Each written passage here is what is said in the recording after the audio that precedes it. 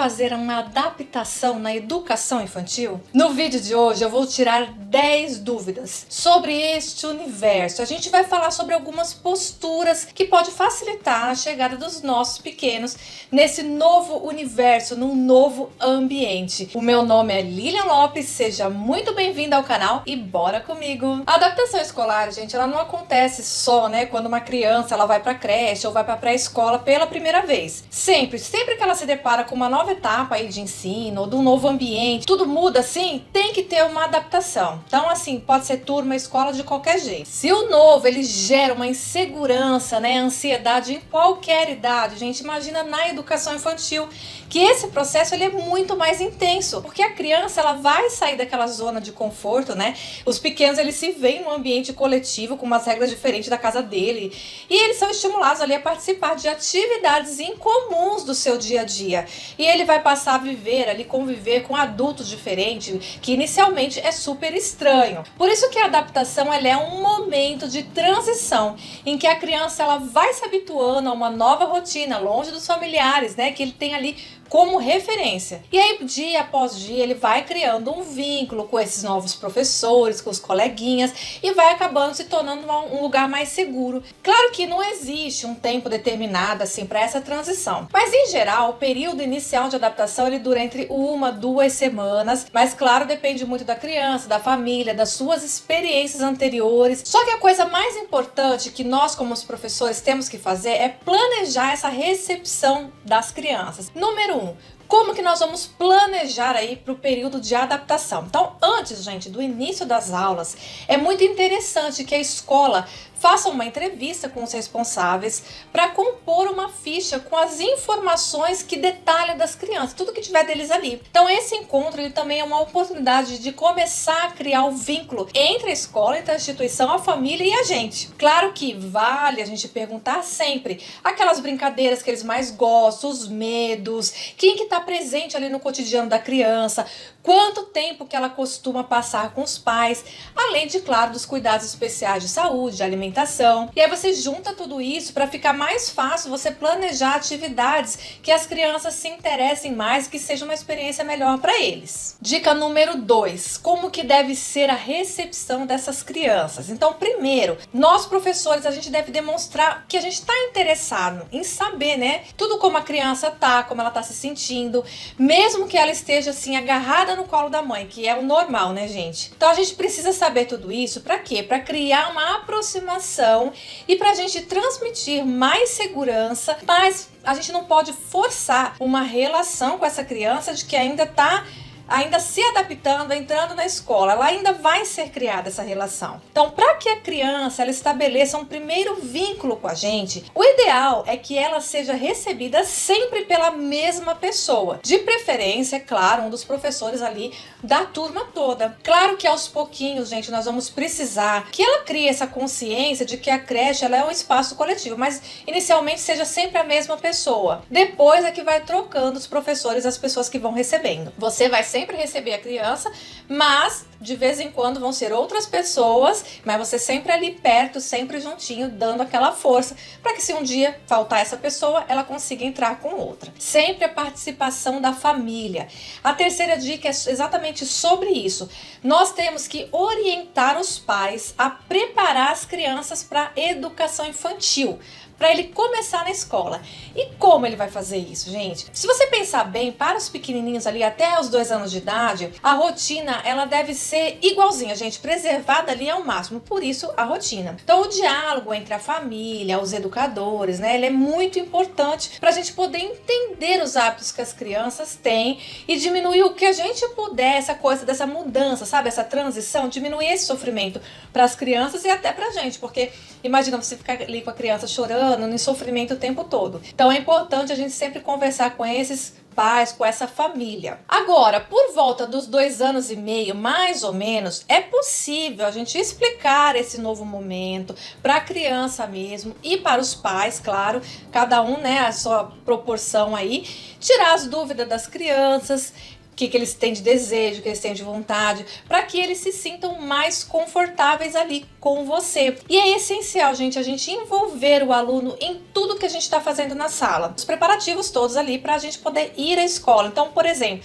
envolva o aluno para arrumar a mochila dele, a lancheirinha, a mesa, os materiais que você vai utilizar. Isso vai fazer o teu aluno perceber que ele está sendo bem cuidado, porque você está trazendo ele com você, para ele se sentir realmente participante. Mas antes de continuar o vídeo, eu vou pedir para você que estiver gostando, já deixa o seu like, compartilhe esse vídeo com as suas colegas de trabalho e, se você gostar desse tipo de assunto, já inscreva-se no canal para não perder as novidades de toda semana. Toda semana tem coisa nova aqui no canal. Dica número 4, como que se deve ser a despedida ali da família? Então, como que a gente, mãezinha, paizinho, tchau, né? E a criança ficar com a gente. Esse momento, ele costuma ser assim, regado de muito choro, né, gente? Tem muita criança, ela chora, ela não quer, por causa daquela coisa da separação. O que a gente tem que fazer pra gente evitar? Então, alguns pais, eles aproveitam normalmente, né, o momento daquela distração dos filhos pra ir embora e a criança nem perceber. Agora, cuidado com esse tipo de atitude, porque no momento que a criança percebe que os pais ali, que os responsáveis foram embora, o choro, ele vai vir acompanhado com aquele sentimento de abandono. Tem que observar tudo isso, como a criança fica quando acontece que o pai vai embora sem avisar. A despedida, gente, ela é fundamental para adaptação. O que a gente tem que fazer? Saber, sim, a criança tem que saber que o pai vai trabalhar, o pai tem que conversar, dizer tchau, filho, daqui a pouco eu venho te buscar. Claro que vai ser muito difícil, por mais difícil e doloroso, né, que seja para os dois, para o pai, para a criança, eles precisam construir uma relação com os filhos pautada na confiança e na honestidade, que vai ser sempre melhor para todos. Precisa ficar claro que a despedida, tchau, daqui a pouco eu volto, porque é super saudável. Dica número 5. Que tipo de orientação que você, professor, ele pode dar ali para tranquilizar os familiares? Porque a gente sabe, gente, que ansiedade, sim, insegurança dos pais e das crianças, mas os pais ficam ali super doloridos mesmo. É intenso nessa adaptação toda e é repleto de muitas novidades. E essa sensação, gente, ela vai diminuindo ali na medida que a família estabelece essa relação de confiança com a escola. Então vocês já podem ver, no começo às vezes os pais ficam muito ali, mas aos pouquinhos eles começam a deixar, mesmo a criança chorando, ele vai embora. E aí o que acontece? Se os familiares encararem, né, a entrada na escola como algo que é legal, que é positivo, gera uma autonomia ali para a criança vai ter um crescimento mais fácil, vai amadurecer, vai ajudar na socialização. Então, assim, vai ser ótimo para todo mundo. Os pais precisam compreender isso. Claro, sempre a gente vai conversar com os pais. E se for vivenciado aquela coisa, eles vão sentir, vão perceber. O que eles não podem é vivenciar é uma culpa do abandono, porque daí a criança vai se sentir abandonada, os pais também. Então, a gente tem que diminuir isso. E é por isso que é importante para nós, professores, que a gente demonstre uma segurança para os nossos alunos e para os pais. Isso eu sempre falo nos vídeos, até o último vídeo sobre rotina eu falei isso.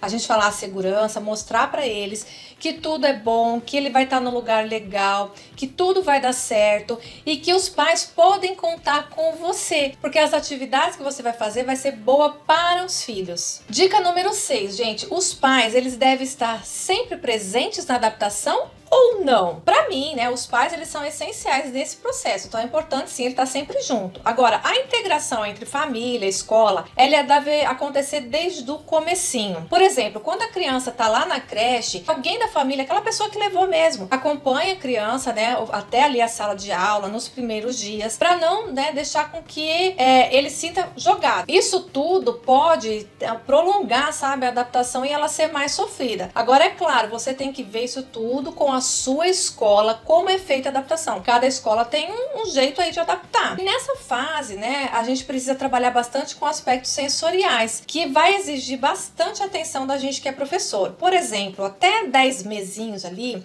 os bebês, eles sentem muita diferença no modo, por exemplo, como as fraldas são trocadas, né? Ou até mesmo como elas são colocadas para dormir. E aí a presença dos pais, claro, vai ajudar a professora ali a conhecer bem os hábitos da criança.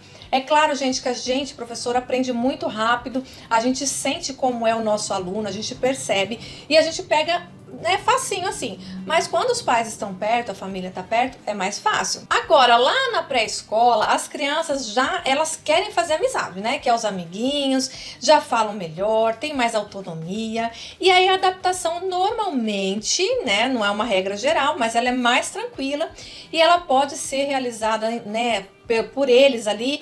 Se você, por exemplo, colocar em pequenos grupinhos de 2, 3 crianças, que daí um vai adaptando, vai se integrando com o outro. Mesmo assim, se você achar conveniente, a presença da família pode ali, não pode ser dispensada se você achar legal. Nos primeiros dias, eles podem ajudar as crianças a se ambientar nos locais que estão ali na hora que você vai fazer atividade ou que estão com eles ali. E o choro, Lilian? O que eu faço com o choro? Quando a criança chora porque os pais foram embora, né, tá ausentes. Então, a dica número 7 é isso. A gente não pode, gente, banalizar o choro. É como se a criança estivesse dizendo assim, meu Deus, que lugar é esse? Quem são vocês? Quem são essas pessoas? Eu tô aonde? Tô fazendo o que aqui? Imagina você num lugar diferente, enfiam você lá. Como que fica a sua cabeça? Então a criança pensa a mesma coisa. A gente precisa mostrar para nossas crianças o que está acontecendo e que você vai tratá-la bem, que ali você vai acolher, ela tem que se sentir acolhida. O ideal é que o professor ele conforte, né, as crianças, traga sempre o acolhimento, o amor, o carinho para eles. Converse sobre tudo que está acontecendo. Às vezes você acha que a criança não entende, mas ela entende. Conversa com os pais também, quando você reencontrar. Você tem que também oferecer algumas atividades que sejam atrativas, que podem atrair a atenção da criança. Então, para diminuir ao máximo esse choro, desvie a atenção da criança. Agora, no berçário, como a adaptação ela acontece normalmente com a presença dos pais, o bebê ele entende, né, que a sua referência afetiva conhece aquele lugar e ele vai criando uma ambientação. Por isso que a gente sempre sugere que os pais fiquem juntos ali nos primeiros dias. Depois, num segundo momento, quando os familiares elas deixam de estar presentes, é importante que a criança se sinta bem, que se sinta acolhida. E aí os objetos que ele tem de apego, por exemplo, né, um bichinho, a chupeta mesmo que seja, pode ajudar a confortar essas crianças, porque daí ele vai pegar aquele objeto e vai sentir um ambiente familiar. A dica número 8, gente, a gente tem que lembrar assim, mas ele parou de chorar, graças a Deus, então já está adaptado, né? Porque o choro, na verdade, ele é uma forma de comunicação, mas algumas crianças, elas são retraídas, elas não choram. E é isso que a gente tem que observar, porque não é porque a criança não está dando trabalho, que ela não está chorando, que ela não precisa de atenção. Então nós precisamos ter um olhar para essas crianças que também não choram. A gente tem que sentir o que está acontecendo com aquela criança, acessar, né, que a gente chama, inseri-la nas atividades que a turma está envolvida, respeitando a vontade de cada um, mas sem ignorar aquela criança, porque às vezes você se distrai tanto com aquele que está chorando e esquece o que não está chorando, e às vezes ele está sofrendo até muito mais porque ele está quieto, está retraído. Mas Lili, o que eu faço quando a criança não tem um objeto de apego? Dica número 9, né? Os objetos de apego, por exemplo, aqueles paninhos, as chupetinhas, os brinquedos. Eu já falei, né? Dá segurança emocional para as nossas crianças, porque ele vai, como eu falei, remeter ali ao ambiente familiar. Por isso que eu falo que o professor não tem que desafiar a criança, por exemplo, me dá aqui, que agora você está na escola, tira a chupeta e guarda, tem que parar de chupar a chupeta.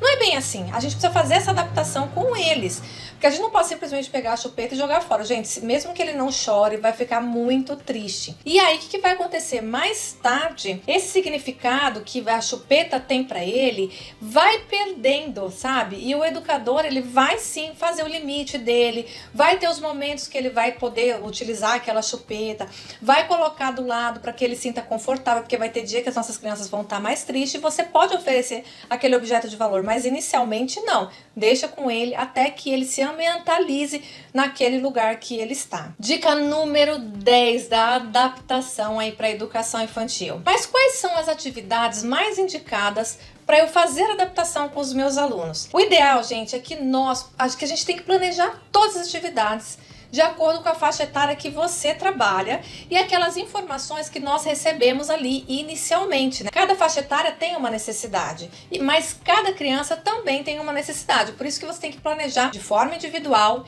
e de forma coletiva. Então as propostas que a gente pode fazer são super simples, mas o importante é que elas sejam bem diferentes das que farão parte do dia a dia ali. Mas o importante é que não sejam muito diferentes das que fazem parte do dia a dia das crianças ao longo do ano. Por quê? Para eles não se sentirem frustrados, coisas diferentes ou coisas que eles não gostam. Então o que você pode fazer?